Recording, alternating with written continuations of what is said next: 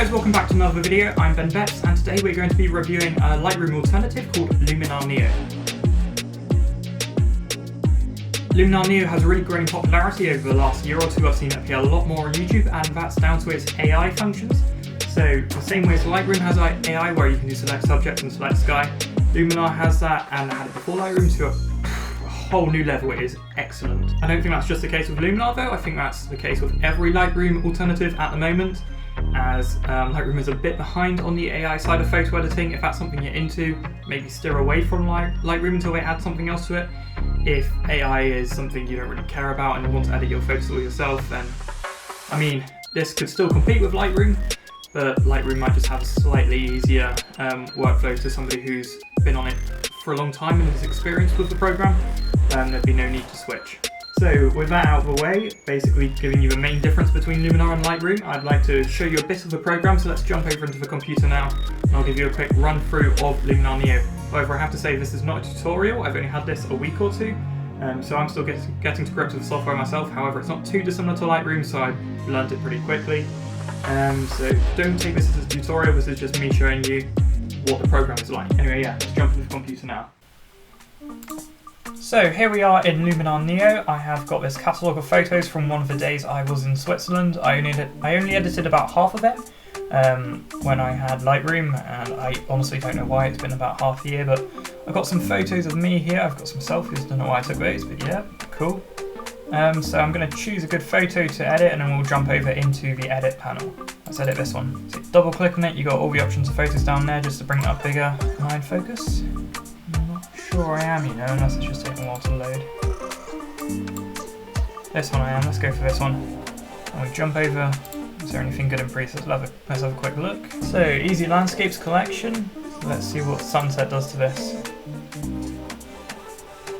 Yeah, very oversaturated, let's not go for that. Alright, let's jump into edit then. You've just got all these presets here, which is really cool, which you can use. But yeah, let's make our own edit. So you got the histogram up the top here, it's really good. If we go over from tools to edits, have I chosen a JPEG? Yeah, that's JPEG, okay, sorry, raw one is here. So we go into edits, here we go. You can develop raw files here.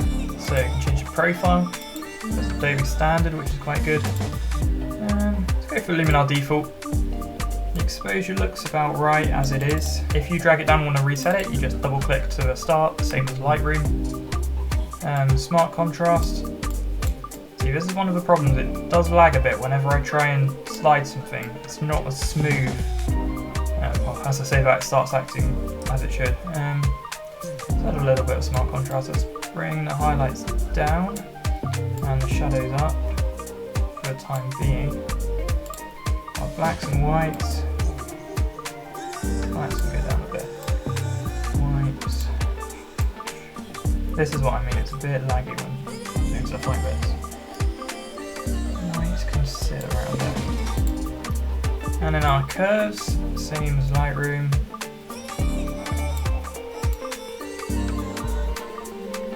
Add a little bit of an S-curve to this.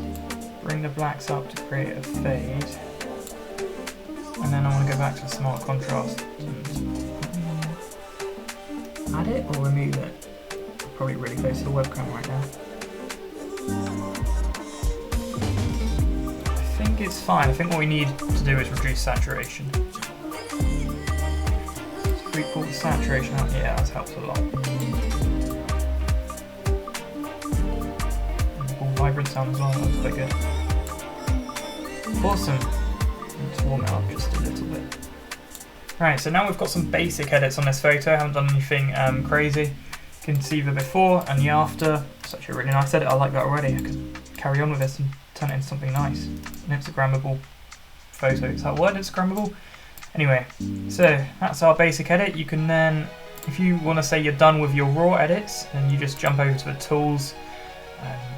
Let's look at dramatic. What does dramatic do? Makes it dramatic. Could add a little bit of that. And you've got sun rays, you can place these anywhere. Yeah, this is actually a really cool tool which you've got. Move the sun up, so actually let's put the sun like coming out of a cloud. There you go. And you can change your sun settings, make it bigger. And then wide it below. Number of sun rays you can change.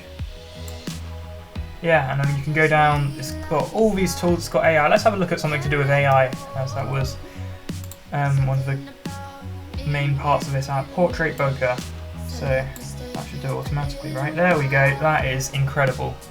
Literally can detect a human just like that and blur out the background. You don't even need a wide aperture lens, you can just shoot this at f5, jump into Luminar, and boom. Absolutely love that. The only thing is I wouldn't use that on this type of photo because I want the details of the mountains in the background.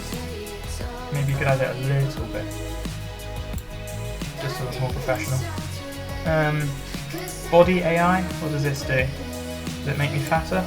I actually haven't played around with this one yet, I'm not going to lie. I've already played around with the portrait one. But I don't really... Oh yeah, okay, there we go. Making me fatter and thinner. I think I'll leave it as it is. Skin and face AI. What does skin do all that? Does that detect any imperfections? Looks like it does a little bit. Yeah, you've just got all these tools under the tool section. It's a very, very well done app. Very, very advanced app as well with all the AI, much more than Lightroom. Yeah, I'll jump back into the camera and we can go over the pros and cons of this app. Having seen all that, I think you can conclude it is very similar to Lightroom in that you can, well, it's got a similar workflow. You've got a catalogue where you import all your photos and you select which ones to edit. You can save presets and apply them to other photos. So out of all the Lightroom alternatives, this one's probably the most similar to Lightroom in terms of the workflow. So if you want to switch from Lightroom to something else simply to avoid monthly fees, which is why I went to Luminar, then it's a very good option because it's a one-time 86, I think it was, pound fee rather than paying X amount per month. So you'd have it outright, you wouldn't have to pay any monthly fees, and there's not a very steep learning curve at all, as it is all almost the same as Lightroom. It also has very good creative tools in AI. As I mentioned at the start, the AI is very fun to play around with, to edit in a way which I wouldn't have edited in Lightroom, in terms of selecting certain parts of the image and changing them around without having to go over everything forever with a brush. The relight AI is very interesting as well. I like playing around with that to help relight some of my images. However, the one thing which I felt did let it down slightly, I don't know if this will be an issue for you, but it has been for me, and I have a decent laptop as well, so it's a bit annoying that this is happening. But the performance of it wasn't perfect. It was a bit laggy at times in ways which Lightroom was not. You slide for a slider to change a colour and you wouldn't see a smooth transition between the colours on the image, it would be a bit laggy. Which is very disheartening when editing an image, as you want it to be all smooth. But yeah, all in all, Luminar is a very, very powerful program. You can get different extensions for it, as you can see here on the screen now. I've just loaded a new catalogue, by the way. These aren't my images here, these are the standard ones which you can edit. Very powerful for presets, same as Lightroom has. You can import them, etc., save your own presets. Has everything Lightroom has, basically, plus the added benefits of AI and these different adjustment options down here as we ran through earlier.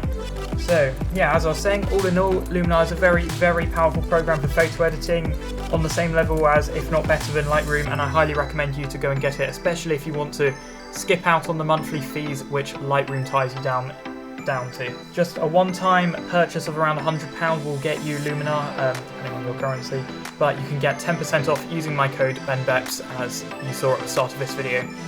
So thank you very much everybody for watching this video. Make sure to check the link to Luminar down in the description below, as well as my Instagram and all my other socials. Subscribe if you're new, like the video if you found value in this, turn on post notifications so you don't miss my upcoming series, which is going to be really, really good. I really don't want you to miss it. I'm not giving out anything in this video, just turn on those notifications so you don't miss it. And I'll see you in the next video. Goodbye, hasta luego.